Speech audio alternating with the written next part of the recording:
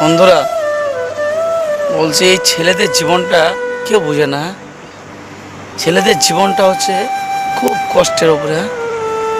দেখো, ছেলেদের জীবনটা হচ্ছে কীরকম, তোমার কষ্টের ভাগ কেউ নেবে না। না তোমার মা নেবে, না তোমার বোন নেবে, না তোমার বউ নেবে, কেউ নেবে না। তোমার কষ্টের জীবনটা তোমার বাবা মা মানে বাবাই নেবে।